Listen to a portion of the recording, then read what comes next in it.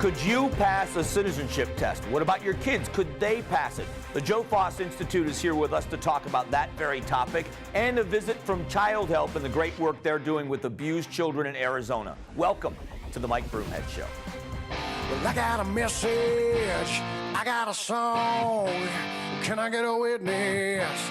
Tell me what's going on. I show the people I've been away. All right, this week a great show. The Joe Foss Institute joins us about a push they are doing across the country where they are trying to get a civics exam and a citizenship test requirement for all children graduating from high school, and a visit from Child Help, an organization helping abused children in Arizona. All that coming up today.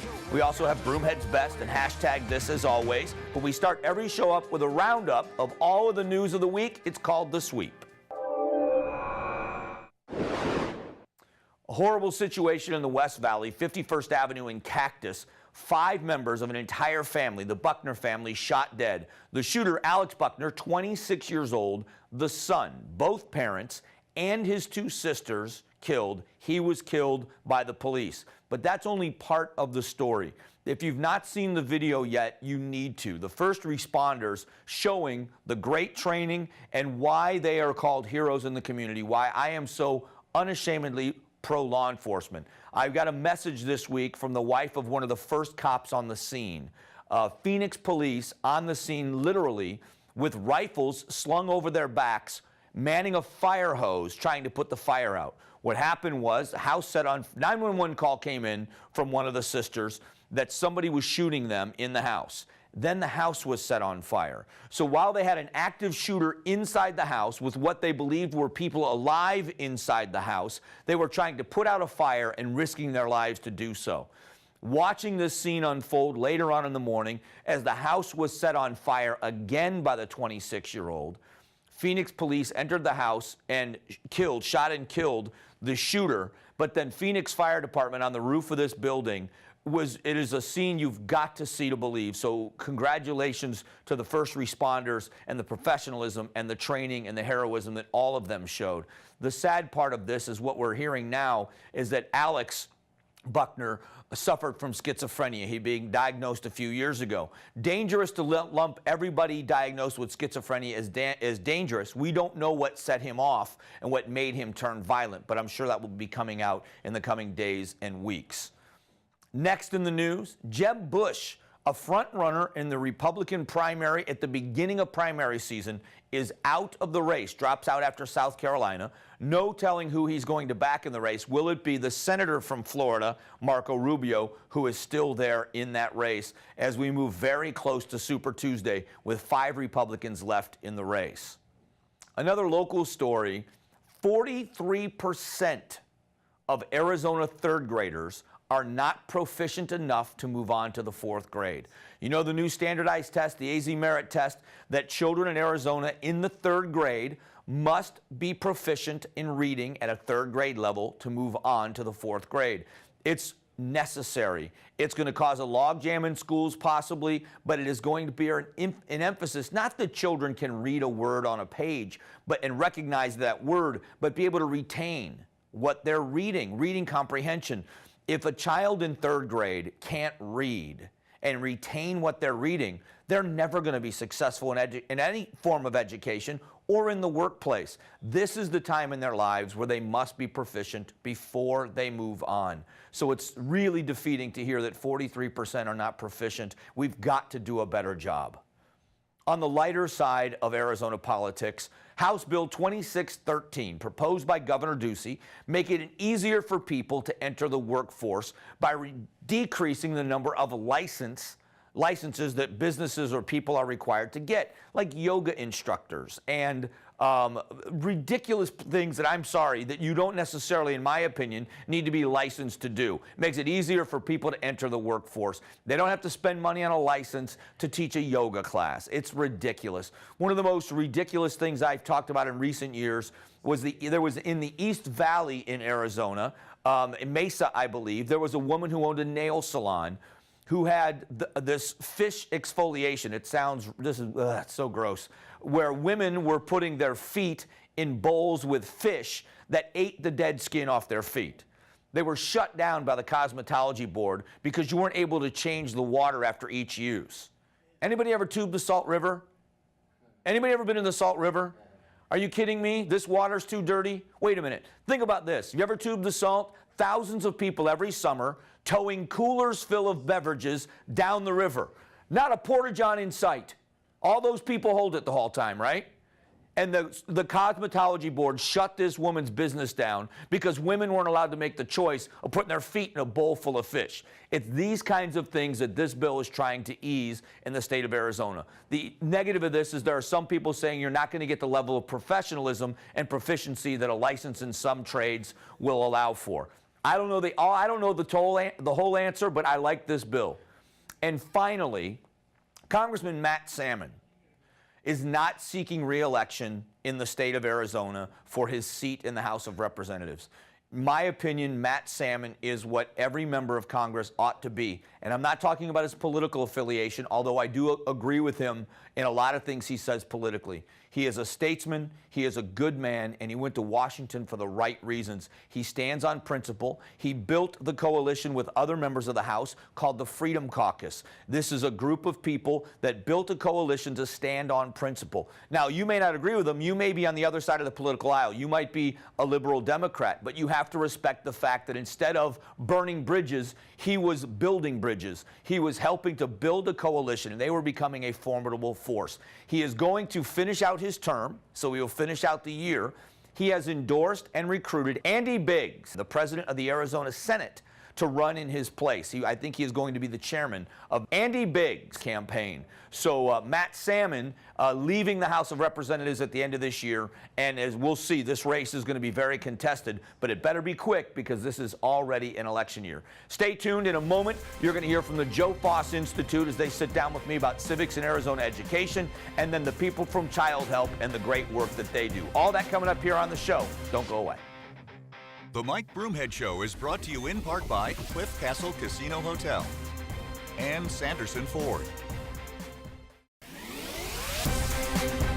If you were to ask your kids how much they know about the way our government runs, 3 branches of government, could they name them or describe anything they do? How many Supreme Court justices? Would you guess your kids know? And if not, why don't they? The Joe Foss Institute, one of the things that they are doing is making sure that all 50 states have a curriculum, or at least that's the goal, that we're teaching civics and government, basic governments in our public schools. Joining us now, Lucian Spataro. You are the Education Initiative Chair, is that the right title? Correct. At the Joe Foss Institute. Yep. Well, you're doing great work because Arizona just made a big move with Governor Ducey. Right. Governor Ducey signed it into law in his first piece of legislation as a new governor, and he's the first state to implement the legislation. We passed it in 9 states so far. So starting in 2017 as a requirement to graduate from high school, what are kids going to need to be proficient in? Kids will be required to pass the same test an immigrant must pass to become a citizen, basically that test. It seems like such a no-brainer to me, and I mean obviously to you too, that our kids should have to know at least as much about the country they were born in as an immigrant would to become a citizen here. Well, yeah, and Supreme Court Justice Sandra Day O'Connor, who we worked with when we began developing this initiative, calls it the quiet crisis in education, but I really call it the quiet crisis in America. We learned this as young students ourselves, but over the last couple of decades, this discipline has been de-emphasized more and more in the classrooms across the United States. Why do you have a theory as to why that is? Why is it kind of being phased out or not being taught? So it's not being phased out, it's not being emphasized and taught at the level it was when we were, and it's not on a level playing field with STEM. The perfect storm of a combination of emphasis on STEM and standardized testing, where the questions on that test are primarily STEM, has moved the pendulum towards STEM, and in turn teaching of STEM in schools and other disciplines aren't being emphasized as equally as they used to be. So what does the curriculum look like? Does it start at the younger grades and get more in-depth as they get older, or does it start very young with the kids? It does. It starts in preschool, and then in middle school, and then high school. So what are elementary school kids learning? Well, I'll give you an example. When we were growing up as kids in 4th grade, we would learn who Abraham Lincoln was and tell us a couple things Abraham Lincoln did that were important. Today, on the recent NAEP studies, kids could not tell us who Abraham Lincoln is or what he did that was important. So we're teaching that to kids. And we're also working on a curriculum that focuses on those basic facts that the immigrants must pass when they take that test. How is it being received by legislatures? Well, across the country, we passed it in 9 states, and interestingly enough, we've got great bipartisan support, Democrats, Independents, and Republicans. It's mom and apple pie. It's what we learned when we were growing up as kids. We're trying to bring it back up on the platform, and quite candidly, a lot of legislators don't know it's not being taught and emphasized in schools today. I was shocked myself. I mean, I was so surprised that there wasn't this emphasis on our form of government. I think that's what makes us different. If we're really going to appreciate America, we have to understand how different this great experiment was at its inception. But to have really a government of the people is something really different. And the 3 branches of government and the separation of powers and the reasons for the separation of powers is a pretty amazing story. And for them not to know it really diminishes their ability to appreciate what they have. And in our country going forward, it really puts us in a very difficult situation as a country, being, you know, a leader, if our people aren't learning these things that we have a responsibility to pass on to the next generation. The old adage in education is, if it's tested, it's taught. And today that means it needs to be on a test that matters. And a test that matters today is one that's tied to graduation or funding in schools through standardized tests. The other data point I'll leave with you that's really important, I think, is from a student standpoint. What's the one question that you will get as an educator in every single class all of the time from a student? I don't know. Is this going to be on the test? Oh, is it on the test? Yeah. So from a student standpoint, if it's on a test that matters, teachers will teach it and kids will learn it. Today, civics isn't on a test that matters, and we're trying to put it on a test that matters. And this, philosophically, is the most important test in the country. I agree with you. So have you had any pushback from states? Has any of the states said no? Thus far, no. I can't imagine they would. No, it's a legislator actually said in Nebraska when I was testifying last week, how do I push back on this? This is mom and apple pie. I didn't know this wasn't happening. And they asked the school board to come up and they asked the school board, why aren't you teaching this? And why isn't this on the testing platform like everything else? And they said, we weren't going to get till the year 2020. And he looked at them and said, 2020, this started in 2010. This is 10 more years. So legislatures, once they're finding out it's not being taught, have pretty much embraced it, and it looks like, and it's moving forward. Moving forward. And so how soon do you believe you can get this in all 50 states? Well, our goal is to have it passed in 2017 in the entire country. We are at 9 states today. We have at 26 states more considering it this legislative session, which ends May and June of this year. So we're hoping to get, 3/4 to 2/3 of those states and leaving us with half the country for 2017. So if people want to find out more information about the Joe Foss Institute, how do they and how can they get involved? Go to joefossinstitute.org or the Civics Education Initiative.org and take the test. It's on there. So I've taken the test. Have you? I really did well. I did well on the test. So, and I want to show everybody, they gave me a challenge coin. It's the Joe Foss coin. Yes. It says, it's take the challenge. I know it's hard to zoom in on the coin, but get involved. Ask your kids, ask your grandkids if you have them, how much they know about the basics of American government. I think you'll be surprised at how little they know and why this is so important. And congratulations to Governor Ducey for signing into law, and to the Joe Foss Institute for focusing on this. And have fun. Go to the site and take the test and have some fun with it. joefossinstitute.org. Exactly. Thanks for coming down. Thank you very much. All right, an important topic all of us need to know. Thanks. We'll be right back. Don't forget to find us on all the social media platforms. Find us on Facebook, Instagram, and of course on Twitter. All right, welcome back. A very important topic. We talk about kids, victims of child abuse. What are we doing to fix the problem? And I've introduced you before to Kathy Rice. Thanks for coming back. Thank you. Michael Maduro is with us with Child Help. Yep. We were just talking before we started the segment. A few months ago, I didn't even know that the organization was here. And you've been around since 1959. Correct.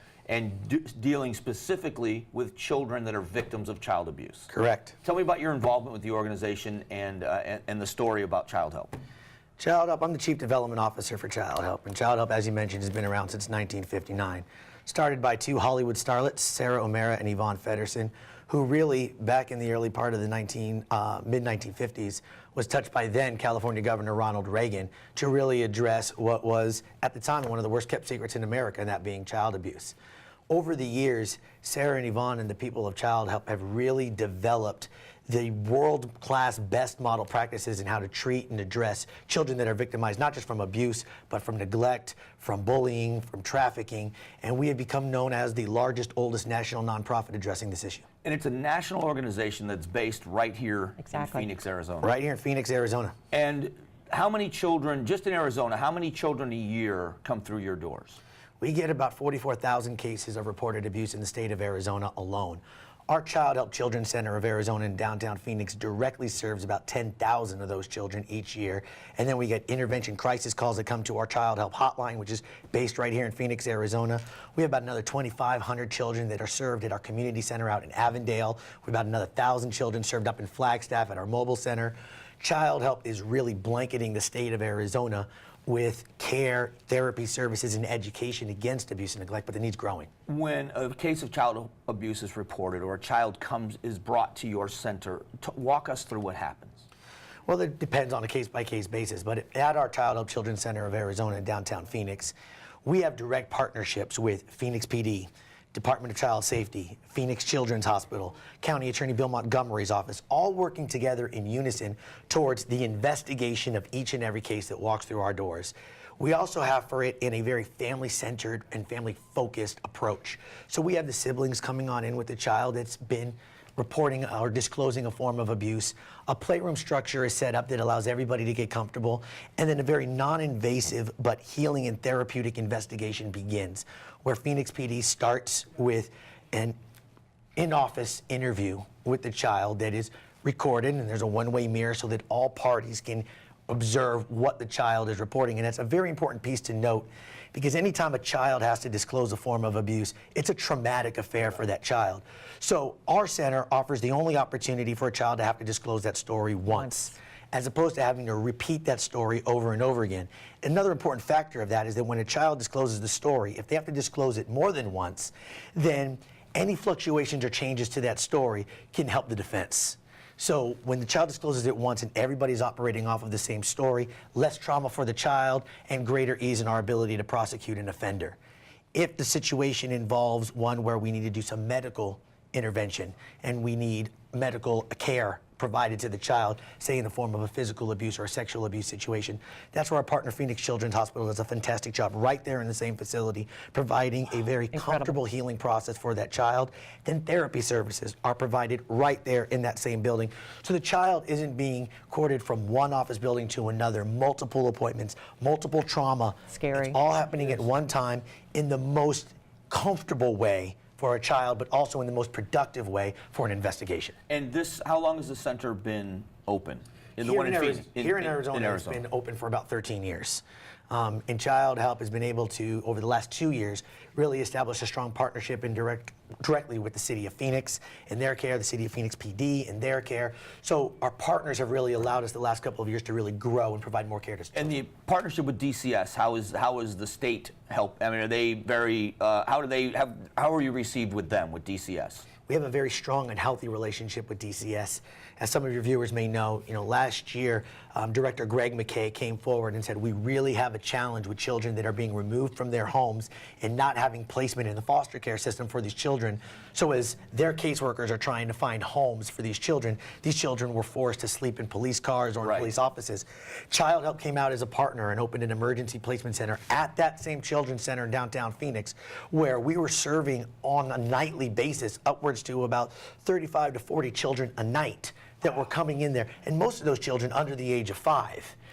Coming on in, getting a great warm bed, proper supervision, healthy meals that were cared for by Child Help volunteers and DCS volunteers, which then allowed the caseworkers to focus on placement. And so that was a great partnership opportunity we were excited to be a part of. This is where you come in, Kathy. Okay. This is where the Child Help Mega Raffle comes in. Now, we've talked about this. We were on the show talking about the opportunity. We say every dollar helps a child, which is absolutely going to happen. Exactly. But you've put together something that's incredible. Well, I think it's the unique part about this is it's a very innovative way to bring the awareness level up to a really tough topic. So people have an amazing chance at winning incredible prizes, but more importantly, they're part of the solution of helping a child. So I'm very excited about what the project is going to be able to potentially do. We've got a big deadline coming up, Mike, next Thursday, midnight, March the 3rd, for those 2 amazing early bird prizes. But Which more are? importantly, okay, good. I can do that. Early bird 1 is going to be a trip to London, plus a Lexus, plus $16,000 in cash. Early bird 2, Monte Carlo, a Mercedes, and $16,000 cash. Both of those prizes are each valued over $73,000. But the time to do this is now. Let's bring the awareness up. I want everyone, don't procrastinate. Go online to childhelpmegaraffle.org and be part of something that I know Arizonans deep down get, the fact that when we together get behind something, amazing things can happen. We can, money, talent, and time, we all have it to varying degrees, and they are doing phenomenal work at Child Help. Childhelpmegaraffle.org. I've already got my tickets a long time ago. Get them before the early bird deadline. Get them whenever you can, but go to the website and see the great work that's happening right here. Childhelpmegaraffle.org. Thanks for coming down. Thank you for having us. We'll be back.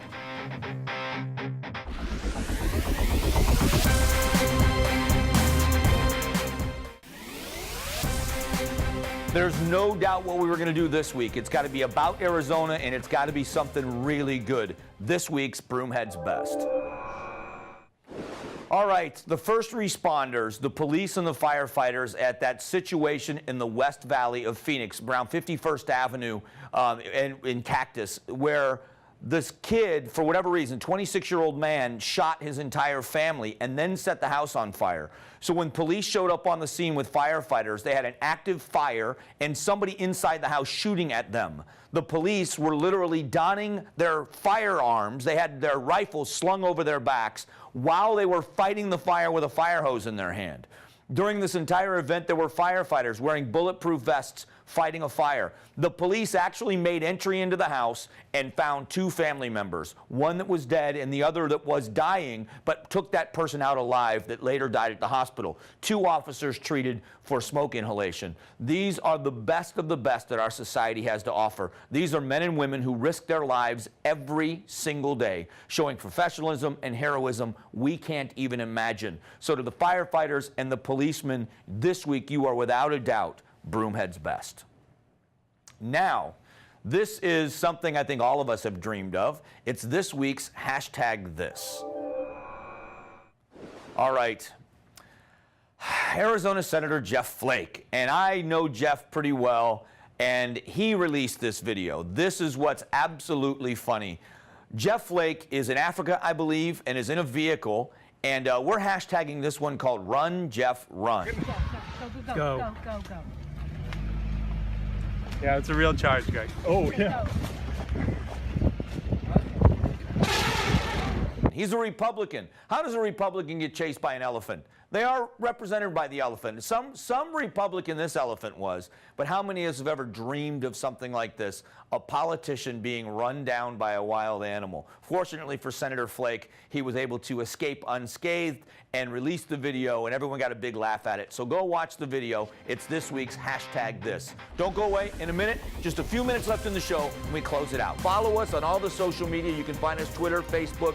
All of it's available. We'd love to keep in touch with you. I'll be back in a moment. The Mike Broomhead Show is brought to you in part by Cliff Castle Casino Hotel and Sanderson Ford.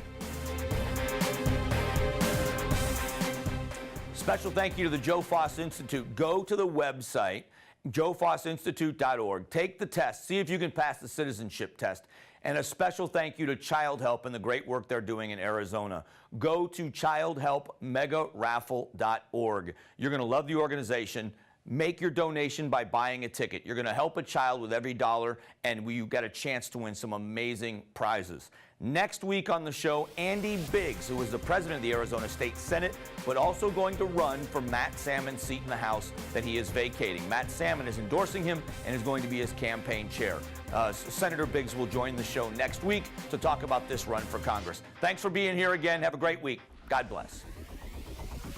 Get more of Mike Broomhead on Facebook, Twitter, and of course weekday mornings from 6 to 10 on News Talk 550 KFYI.